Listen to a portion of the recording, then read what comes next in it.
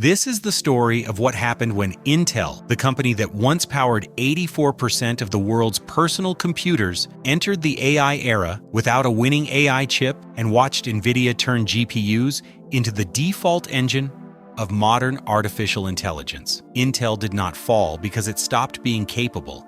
It fell because the center of computing moved faster than the company was prepared to move with it. How Intel built its empire. For most of its history, Intel defined how computers worked. Founded in 1968 by Robert Noyce and Gordon Moore, the company built its reputation on control, designing its own processors and manufacturing them inside its own factories, a model that dominated the PC era. By 1997, Intel chips powered roughly 84% of all personal computers, and that dominance shaped how the company thought about technology, competition, and risk. Vertical integration gave Intel enormous power during the PC boom, but the industry didn't stand still. Specialization took over, and chip design split from chip manufacturing, which meant companies like Nvidia and AMD focused entirely on architecture, while foundries like TSMC and Samsung focused entirely on making silicon smaller, faster, and cheap. The cracks begin to form. This shift exposed a weakness Intel had never truly faced before because for decades,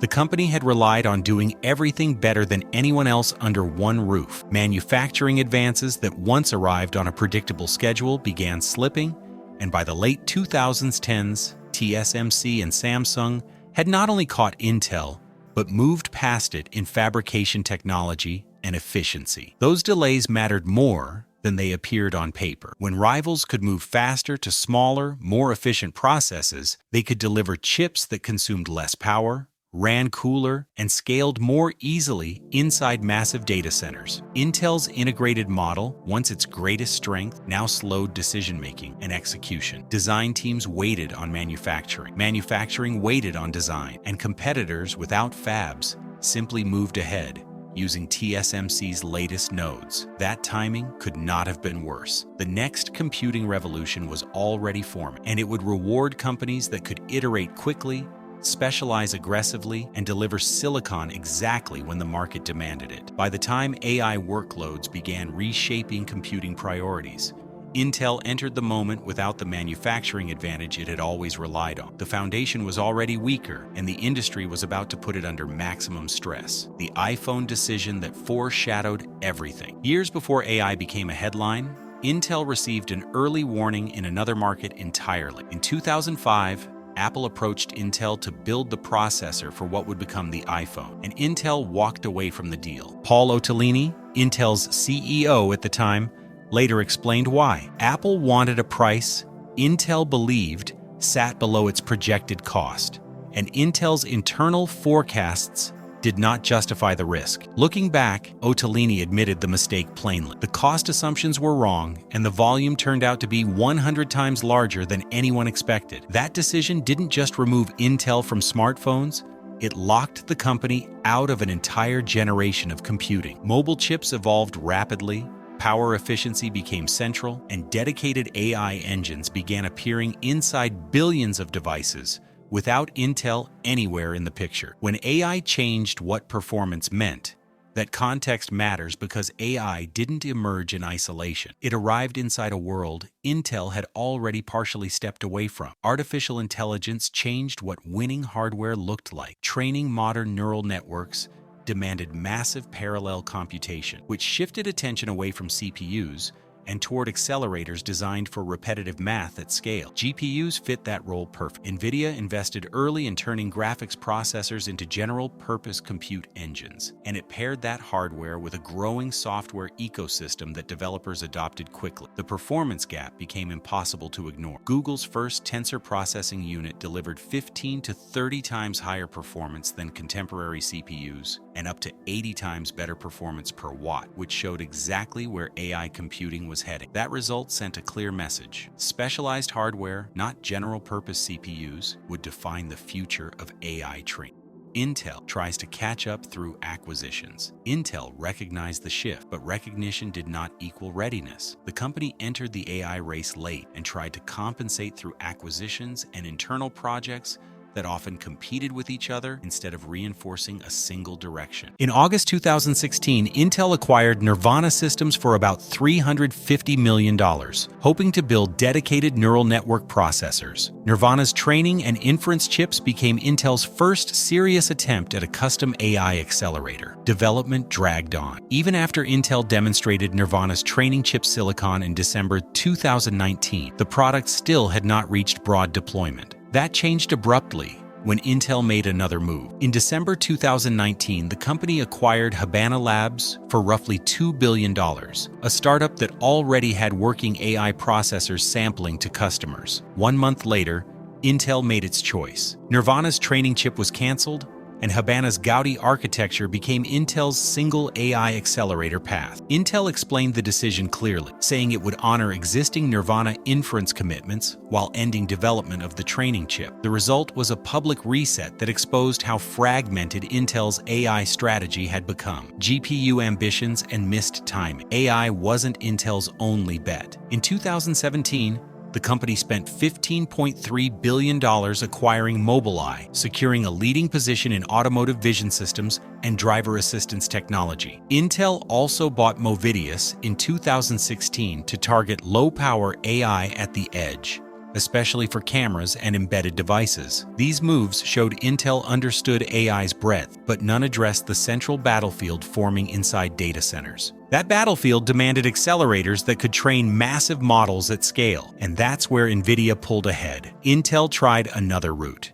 In 2017, it hired Raja Koduri to build a discrete GPU business from the ground up, aiming to compete directly with Nvidia in graphics, data centers, and high-performance computing. The effort produced Intel's Xe architecture and eventually the Ponte Vecchio data center GPU, a complex design meant to power the Aurora supercomputer. Ambition was not the issue, timing was. Aurora suffered years of delays and only began coming online in late 2023. By then, Nvidia's GPUs already dominated AI training clusters across the industry. Intel proved it could build powerful hardware, but the market had moved on without waiting. Being late in AI did not mean arriving second, it meant arriving after ecosystems had already formed. ChatGPT and the power shift. Everything changed again in November 2022 when ChatGPT launched and pushed artificial intelligence into the public spotlight almost overnight. What had been a technical discussion inside research labs suddenly became a business imperative for every major company. The demand for AI compute exploded immediately. So did the demand for the chips capable of training and running these models at scale. Nvidia was positioned perfectly for that moment. Its GPUs were already embedded across cloud data centers. Its software stack was familiar to developers, and its supply chain was ready to scale. By May 2023, Nvidia crossed $1 trillion in market value, driven largely by surging AI data center revenue. That valuation wasn't just about money, it reflected who the market believed owned the future of computing. Intel stood on the opposite side of that shift. Its AI accelerators were still fighting for adoption. Its revenue was under pressure, and its role in the AI build-out remained limited. By late 2024, Nvidia's market value had grown to roughly 30 times Intel's, and in September of that year, Nvidia replaced Intel in the Dow Jones Industrial Average, a symbolic moment that signaled how completely the balance of power had changed. For the first time in decades, Intel was no longer seen as central to the next era of computing. Missed targets and a leadership fall. Intel tried to reassert itself through Habana's Gaudi accelerators.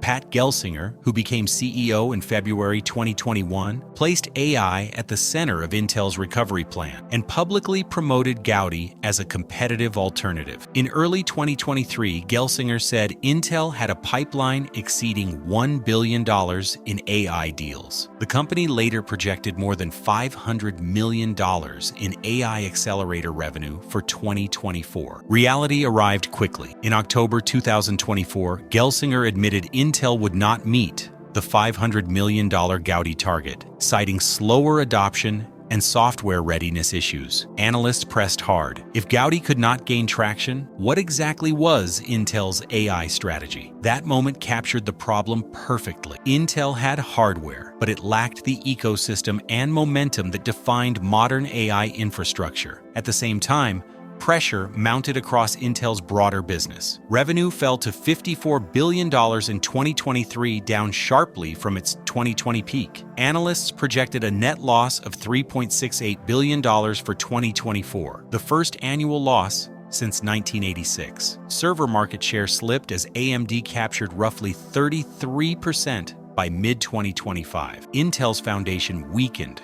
while its future bets struggled to pay off. That combination left little room for error. In February 2023, Intel cut its dividend, a move that signaled financial strain and rattled investors. The market responded swiftly, and confidence eroded further. Leadership could not escape the fallout. In December 2024, Intel's board forced Pat Gelsinger out, ending his tenure after less than 4 years. Analysts did not soften their verdict. Hans Mosesmann of Rosenblatt Securities said Intel lacked leading products, innovation, and execution during Gelsinger's reign. Intel admits the AI war is lost. What came next surprised many observers.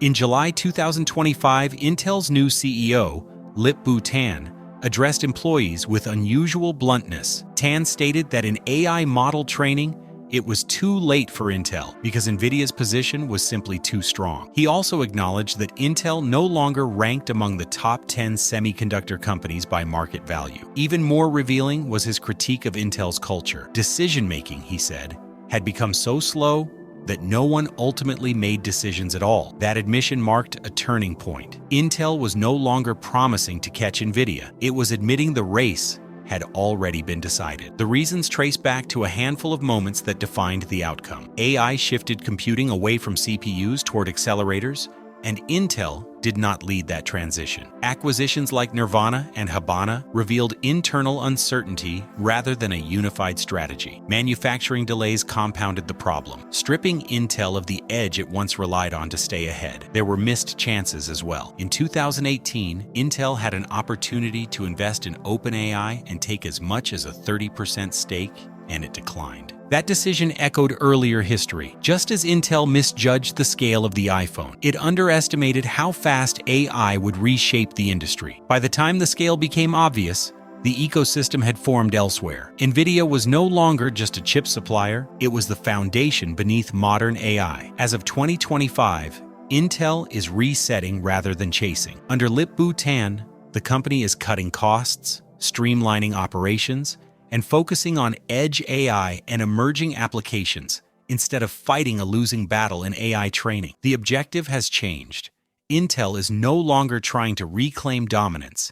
It is trying to stay relevant. This brings the story full circle. Intel once powered 84% of the world's personal computers, shaped the PC era, and defined modern silicon manufacturing. Yet when AI shifted the center of computing, Intel arrived without a winning accelerator, fragmented its response, and lost momentum while rivals surged ahead. By 2024, AI revenue targets collapsed. By December of that year, leadership changed. By July 2025, Intel's CEO publicly conceded the AI training race. That is how a chip giant lost the AI war, not through a single collapse, but through missed shifts, delayed execution, and an industry that moved on without waiting. The remaining question is this: can Intel recognize the next major shift in computing early enough to change its fate, or will history repeat itself once again? If you want more deep, clear stories about the companies that shaped technology and the moments they lost control, make sure to subscribe.